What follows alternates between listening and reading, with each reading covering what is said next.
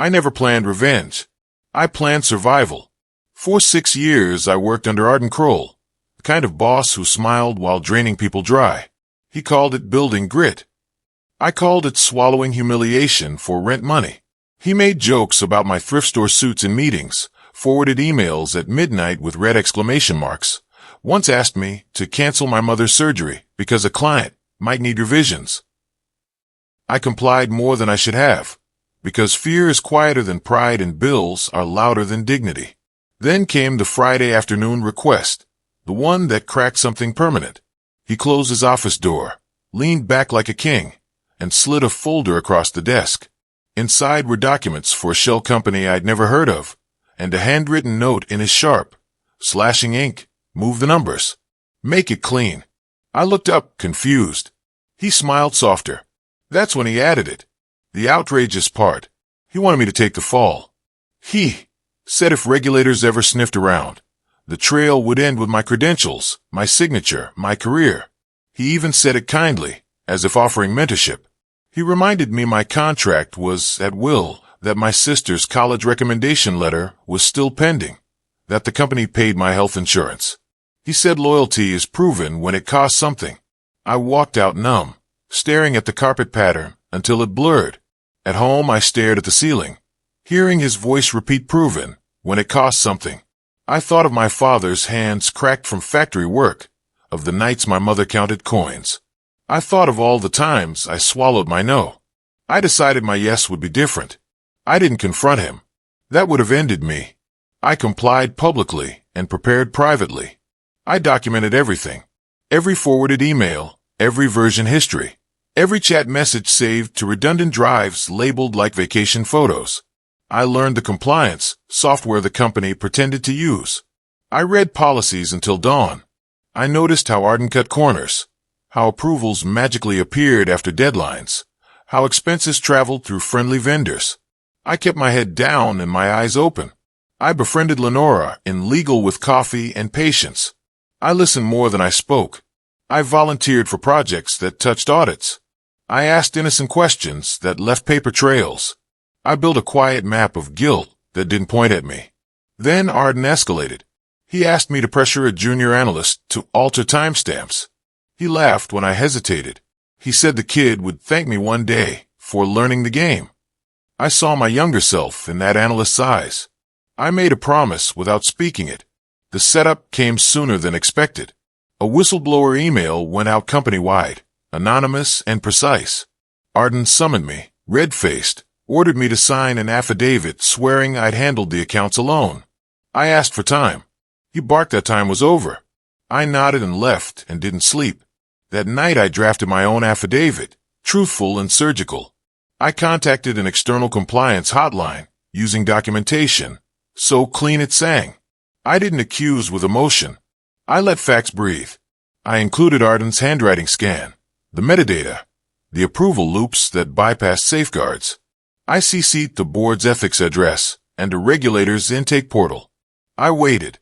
Monday morning was quiet, too quiet.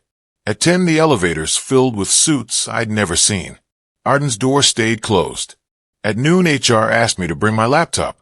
At 1, Arden was escorted out without his smile. He tried to look at me as he passed, searching for betrayal in my face. I gave him nothing. Not anger. Not triumph. Just the same compliance he taught me. The fallout was brutal and slow. People whispered. Some avoided me. Some thanked me without words. The junior analyst cried in the stairwell and said I'd saved his future. I got called into meetings where executives spoke carefully, like walking on glass. They offered me a settlement to leave quietly. I refused politely. I stayed because fear doesn't get to choose my ending anymore. An internal review cleared my name publicly. They promoted Lenora. They offered me Arden's role temporarily. I declined that too. I asked instead for structural changes, for real audits, for protections that outlasted me. They agreed because the alternative was headlines. Months later, my sister's letter arrived signed by a different dean. My mother's surgery went well. I still work late sometimes, but not with dread. I learned revenge isn't loud. It doesn't slam doors or raise voices. It documents. It waits. It chooses the truth and lets gravity do the rest. Arden wrote me once from a consulting firm across town. Said he hoped there were no hard feelings. I didn't reply. Somewhere between compliance and courage, I found my no. And it cost something. But it gave me everything. The weeks after Arden's removal felt unreal, like living inside a paused breath. The office still smelled the same, burnt coffee and printer toner. But people moved differently. They lowered their voices. They checked doors before speaking. My inbox filled with quick questions that were never quick and never just questions. They wanted to know what I knew, how much I'd shared, who else was involved. I answered only what policy required and nothing more. Silence had become my sharpest skill. The board appointed an interim compliance committee and pulled me into rooms where the air felt expensive and tense. They praised my integrity and polished language while calculating risk behind their eyes. I recognized it because I'd once worn the same look when Arden spoke about loyalty. They asked if I felt safe. I said safety isn't a feeling, it's a system. That line traveled faster than I expected. Suddenly, I was asked to help redesign workflows, approve controls, train managers who avoided my gaze. The junior analyst I protected sat in the back of those sessions, eyes bright, writing everything down. I made sure he spoke.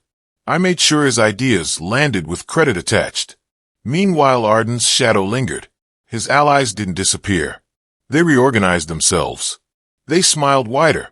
They asked for lunches that felt like interrogations. One director told me I changed the culture, like it was an accusation. Another warned me quietly that I'd become a symbol, and symbols get targeted. I believed him. Then the anonymous messages started. First, a note slipped under my keyboard. Traitors don't last. Then an email from a burner account listing my commute times, accurate enough to chill my spine. I reported everything. The company installed cameras and offered escorts. I accepted without pride. At home, I slept with the lights on and a folder of documents by the door, just in case. The regulators' inquiry widened. They requested interviews. I prepared the way Arden taught me. Rehearse until calm replaces fear. But this time the truth carried me. I spoke plainly. No dramatics. No speculation. The investigator nodded and asked for copies I'd already indexed. When it ended, she said quietly, "You did the hard thing first." That sentence became an anchor. The company's stock dipped on rumor alone. Executives panicked. They wanted a scapegoat they could control.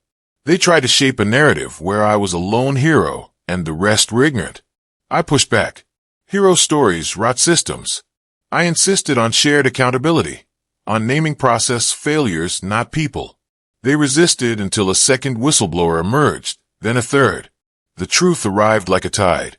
Arden tried to resurface. He filed a complaint alleging retaliation, defamation, emotional distress. He named me personally. Legal asked if I wanted separate counsel. They said it gently, like offering a blanket. I said yes. That night I cried for the first time since it began. Not from fear, but from exhaustion from carrying clean facts against dirty intentions. My lawyer was precise and unflinching. She dismantled Arden's claims with timestamps and contradictions. She reminded me to eat. She told me to stop apologizing for existing in rooms where I'd earned my seat. The complaint collapsed quietly. Arden's consulting firm dropped him without ceremony. The whispers stopped being sharp and turned curious. People asked how to build paper trails, how to say no without dying professionally. I taught them. The junior analyst got promoted. He sent me a message with a single line, "I won't forget this." I didn't reply with words. I sent him the policy template I'd written and a note. Make it better than I did. At home, life steadied. My mother started gardening again.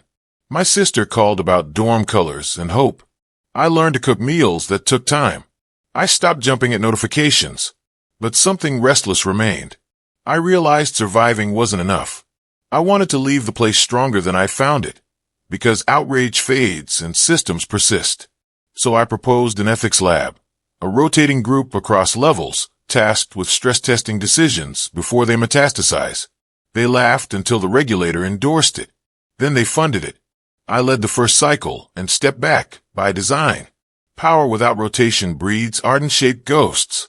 On my last day in that building, I packed the vacation label drives into a drawer and left them there. I walked out lighter. The sun hit my face like permission. I didn't know where I was going next, but I knew what I wouldn't trade again. My no had become portable, and whatever came after, I would carry it without hiding. I thought leaving would quiet everything. It didn't. It clarified it. The first week after my exit, my phone stayed silent. Then it rang in waves. Recruiters speaking softly. Former colleagues asking what it felt like to breathe again. Unknown numbers hanging up when I answered. I learned that truth doesn't end a story. It migrates. I took a contract role with a nonprofit audit group, temporary by design. They put me in failing organizations where misconduct hid behind urgency. I didn't announce myself. I listened. I mapped. I asked boring questions that unlocked interesting answers.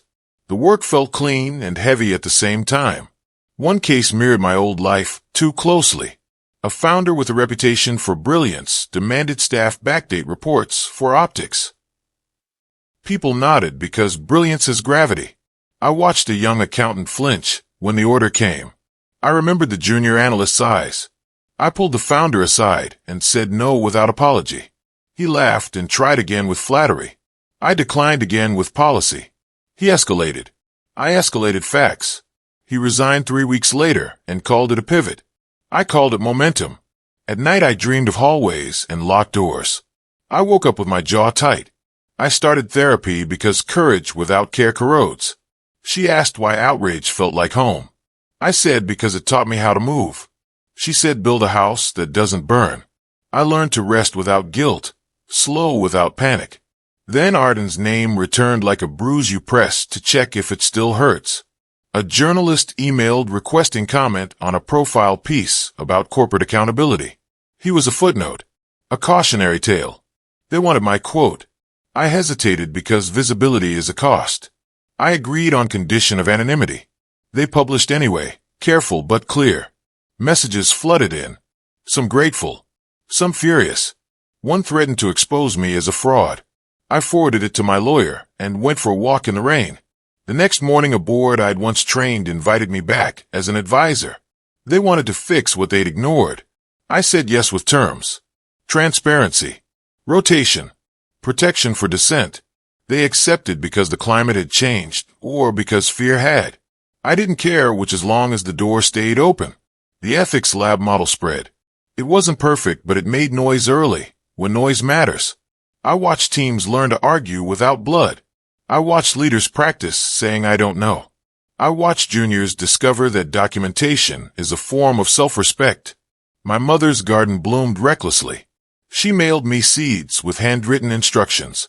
My sister graduated and asked me to speak at a workshop about boundaries. I told students that outrage is energy and energy needs direction. I told them revenge can look like building something that outlives the harm.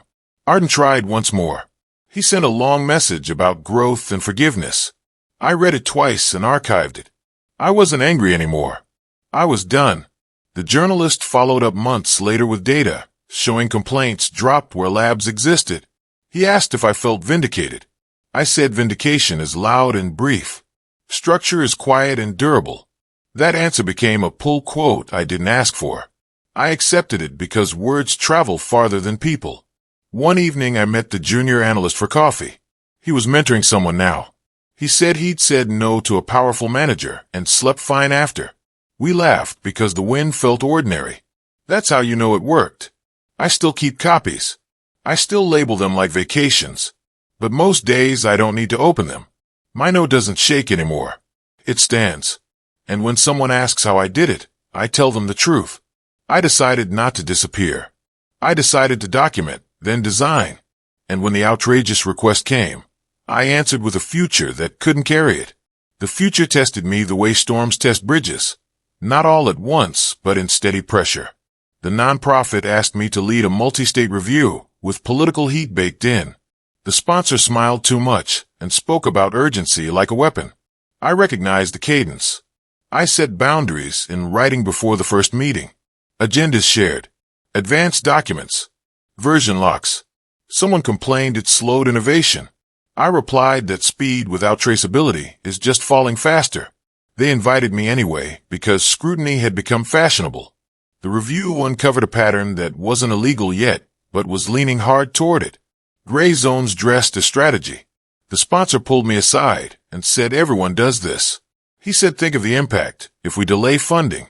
I thought of impact that arrives like debt with interest. I refused to bless it and offered an alternative path slower and defensible. He threatened to replace me. I handed him the transition checklist I prepared. He blinked, then backed down. Power hates when you're ready to walk. The team followed my lead, and something rare happened. They chose boring integrity over flashy risk. The funding arrived later and cleaner. The organization survived scrutiny without scars. After that, my calendar filled with requests from places that wanted absolution more than reform. I learned to say no to those too. I said yes only where leadership agreed to be uncomfortable in public and accountable in writing. It narrowed the field and widened the impact. At conferences, people whispered my name like a shortcut. I corrected them. I told them systems matter more than saviors. Some listened. Some wanted a cape. I never wore one because it makes targets. Then came the day my father's old factory announced a shutdown. The news crawled under my skin. I went home and walked a cracked parking lot where he once waited at dawn. I met workers facing choices without cushions. I volunteered to help the local council set up a relief fund with transparent governance. We built it in days with community oversight and open ledgers. People donated because trust was visible. Money moved where it was meant to move. No one skimmed. No one vanished. The relief wasn't perfect, but it was fair. I saw dignity return to faces that had braced for humiliation. That night I slept without dreams. The journalist asked for a follow-up profile about community accountability. I declined and suggested they interview the council chair and a warehouse clerk who'd audited the fund. She did. The story landed better because it wasn't about me. My mother sent another package of seeds and a note saying you build things like gardens now. Slow and stubborn. My sister started a student group focused on ethical internships and asked for a syllabus. I sent her the same policy template with footnotes. She rolled her eyes and used it anyway. Then an email arrived from an address I didn't recognize. The subject line read apology. It was from someone I trained who'd once undermined me quietly. He wrote that he'd watched how the labs changed his team and that he was sorry for choosing comfort over courage. I replied with 2 sentences. Thank you for saying it. Pay it forward. He did. Months later, he forwarded me a policy his team adopted that protected dissenters by default. The outrage that once fueled me softened into vigilance. I didn't scan rooms for enemies anymore. I scanned processes for cracks. I still felt fear sometimes when doors closed too quietly or emails arrived too late. But fear no longer drove the car. It sat in the back seat with a map I didn't follow. Arden faded into a rumor people used as a caution. He never apologized in a way that mattered, and that was fine. I didn't need it. My revenge had already happened. It was ongoing and ordinary and larger than a single man. It looked like meetings that ended with documented decisions. It looked like juniors who spoke first. It looked like leaders who paused before asking for shortcuts. And on days when someone asked for something outrageous, I smiled and answered with a question that always worked. Where will this live on the record after that? The room usually chose the right path. Momentum attracts resistance the way light attracts insects. It was inevitable that someone would try to break what had begun to work. The attempt came disguised as praise. A national firm invited me to advise on a flagship initiative. They said my name opened doors. They said my presence would reassure regulators. They said all the right things and none of the binding ones. I accepted provisionally and set my terms in writing. Transparency. Public minutes. Independent review. They agreed verbally and stalled on paper. The first meeting felt wrong from the start. The slides were beautiful and empty. The timelines impossible. The questions deflected with charm. I recognized the old gravity trick brilliance uses to bend reality. I asked for raw data. They promised it next week. I asked again in writing. They sent summaries. I asked again and CC governance. The room cooled. The project lead pulled me aside and said I was making people nervous. I said nervousness is an early warning system. He smiled like Arden once did and said you're not at your old job anymore. That night my phone lit up with anonymous posts accusing me of blocking progress, of being difficult, of chasing relevance. The old fear knocked. I let it in and made it tea. I documented the smear in a log with timestamps and screenshots. I forwarded it to counsel and to the firm's ethics address. I slept. The next meeting I laid out a choice with kindness. They could deliver raw data and independent access, or I would step away and publish my reasons in a neutral memo. They accused me of threats. I called it boundaries.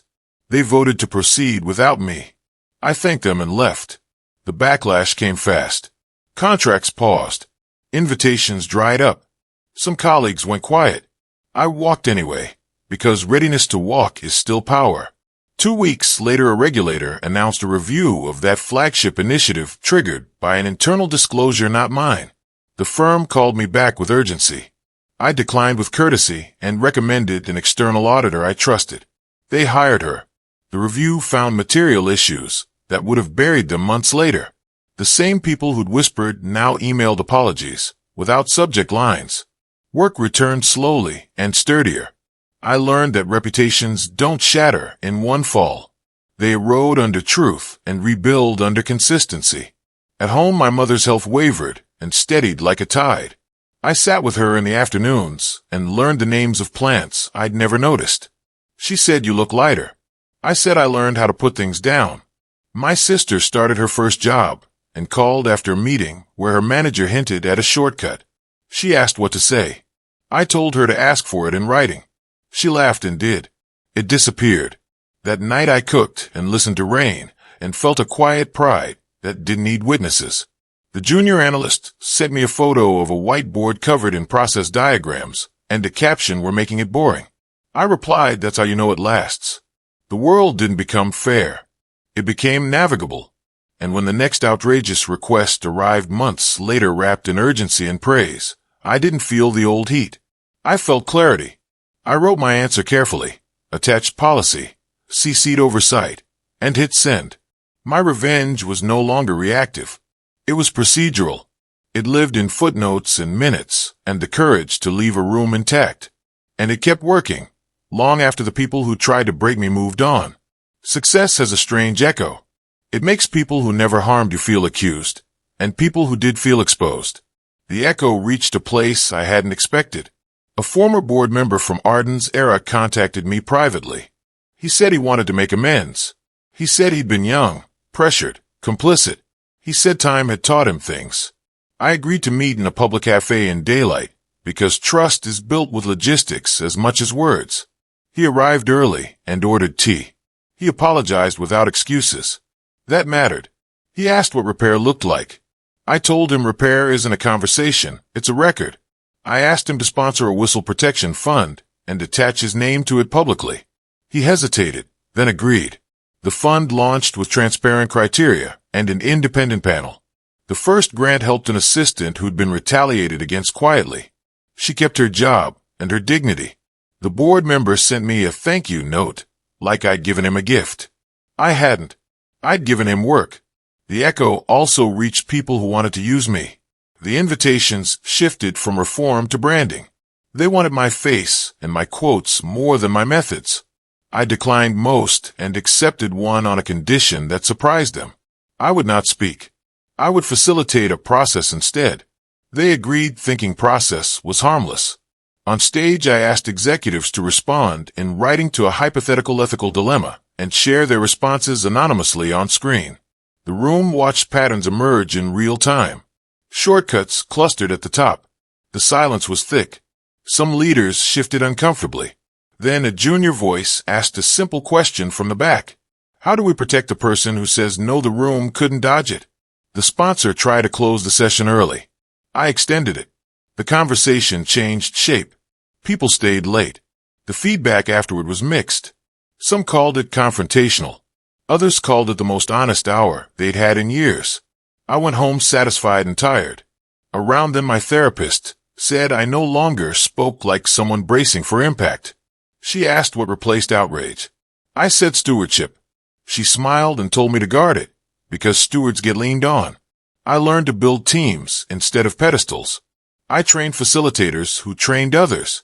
I wrote playbooks that fit in pockets and policies that fit on walls. I let go of being the one in the room. The work spread better without me. At the nonprofit, we faced a funding crisis when a donor demanded influence over findings. I watched my younger colleagues tense. I said no immediately and explained why in writing. The donor withdrew and tried to rally others. The board wavered. I presented a scenario analysis showing short-term loss versus long-term credibility. They chose credibility. We tightened belts. We survived. Months later, a larger donor came with no strings and cited our refusal as the reason. They said integrity had become rare and therefore valuable. That line stayed with me because it was sad and hopeful at once. My mother's garden taught me patience. My sister's confidence taught me joy. The junior analyst invited me to a celebration when his team passed a surprise audit. He gave a short speech and thanked systems, not people. I clapped until my hands hurt. On a quiet evening, I opened a vacation-labeled drawer and deleted half the files.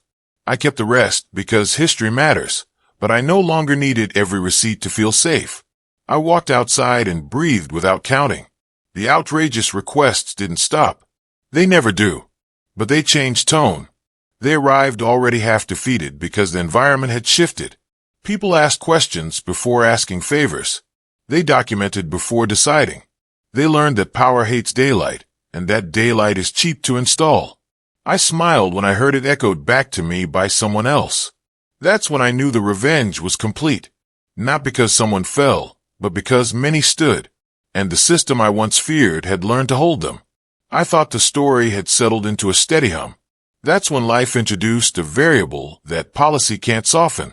The nonprofit received a subpoena tied to a multi-year investigation that overlapped with my early cases.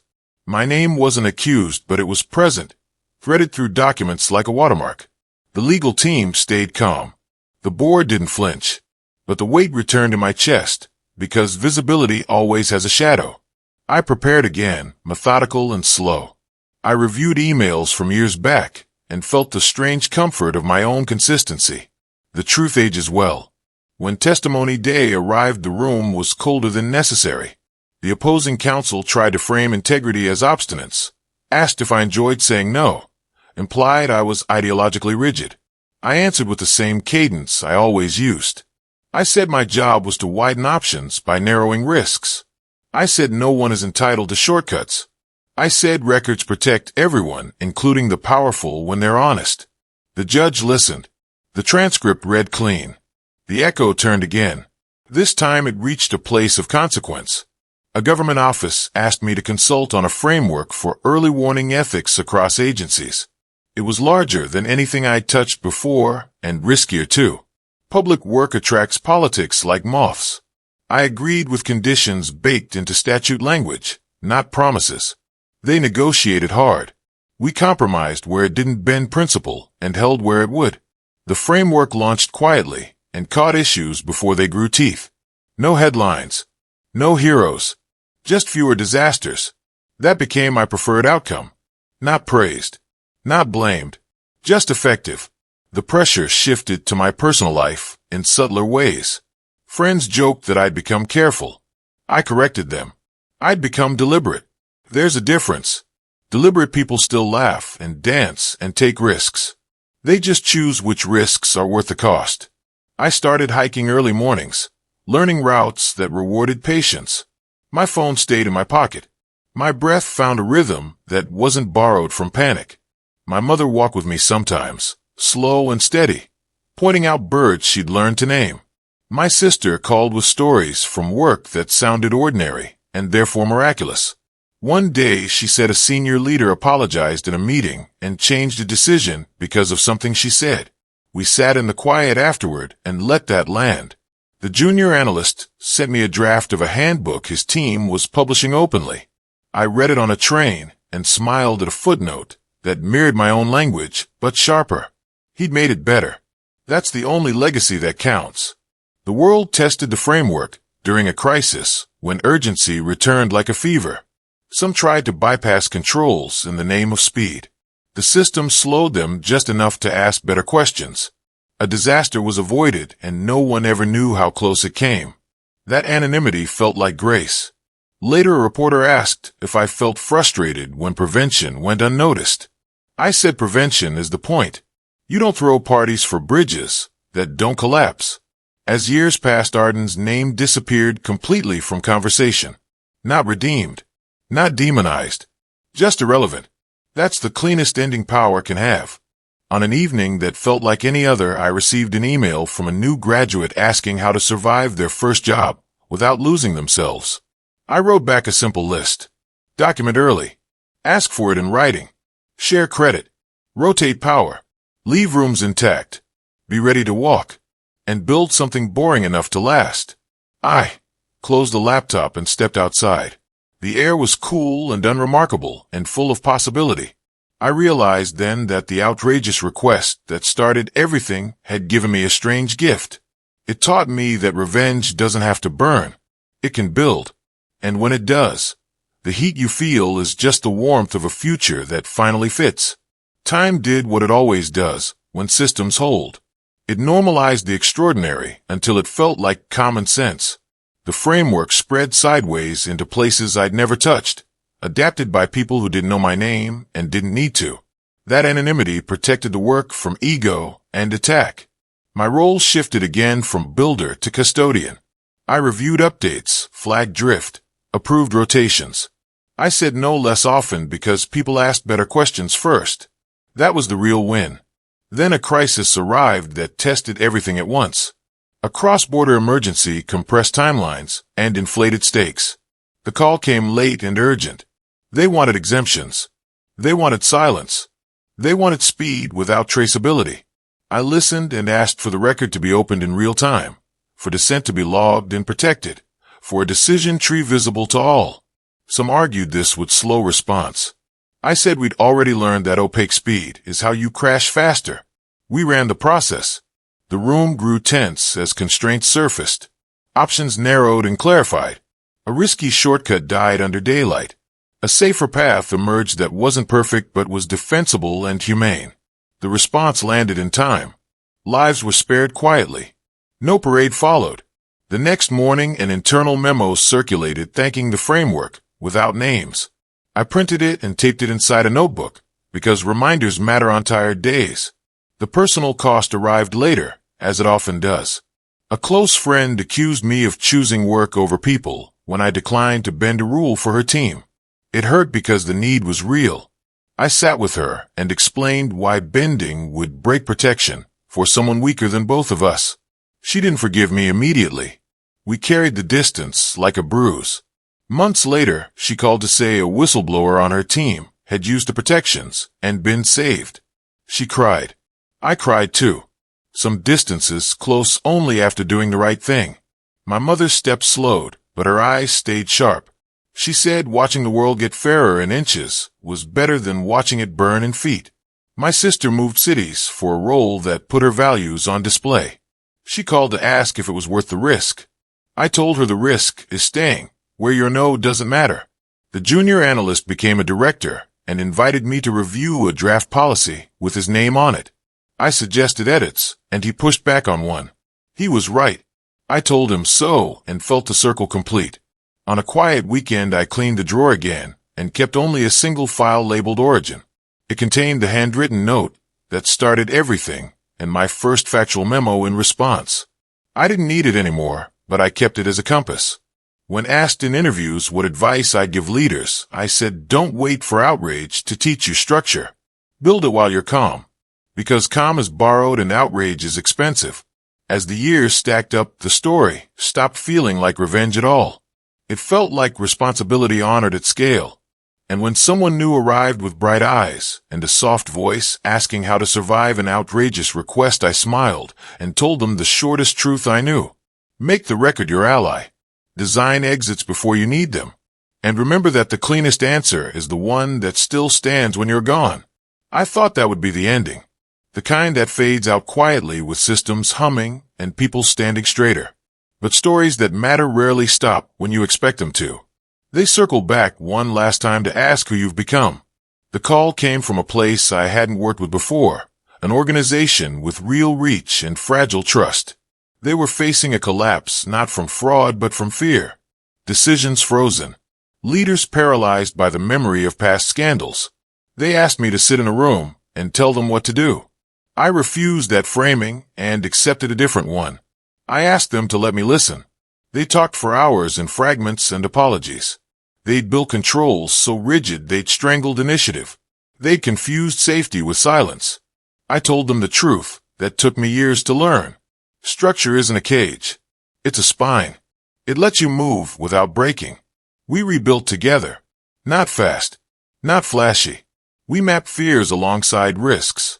We wrote rules that flexed without snapping. We named dissent as a role and paid it properly. The room breathed again. Months later, they navigated a decision that would once have imploded them. It held.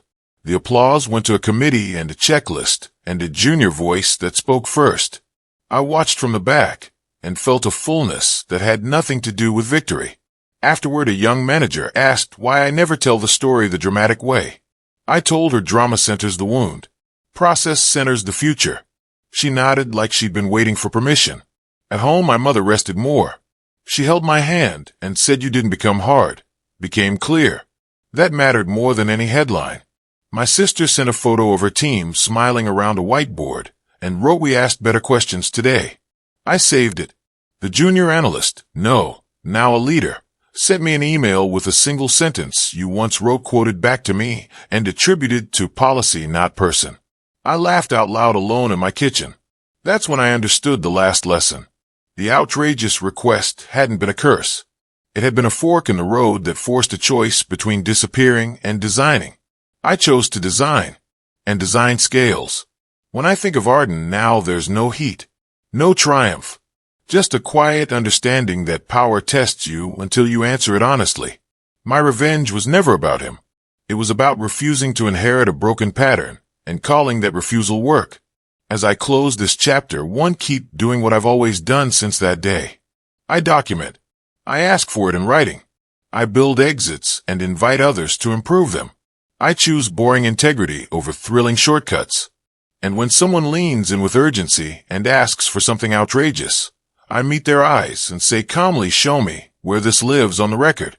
If they can't, I already have my answer. And I walk into a future that finally feels earned.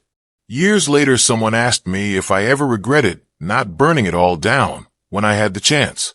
I thought about the night I stared at a ceiling, counting breaths, the folder slid across a desk, the taste of fear that feels like metal.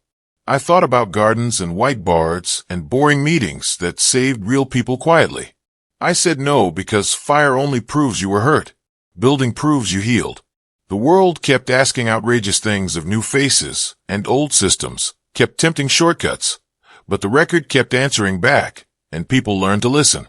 I watched policies age into habits, and habits age into culture. I watched juniors grow into leaders who didn't need my name to do the right thing. I watched myself stop bracing for impact and start choosing routes with views. My mother passed peacefully, with dirt still under her nails and pride in her eyes. My sister built a team that laughed and argued and wrote everything down. The drawer stayed mostly empty except for that single file I kept like a North Star. I didn't open it often. When I did, it wasn't to remember anger, but to remember choice. That's what survived. Not revenge. Not victory. Choice. When someone new asks what to do when power crosses a line, I don't tell them a story. I give them a method and a sentence they can carry without me. Make the record your ally. Design exits before you need them. And walk without fear when the answer can't stand in daylight. The rest will take care of itself.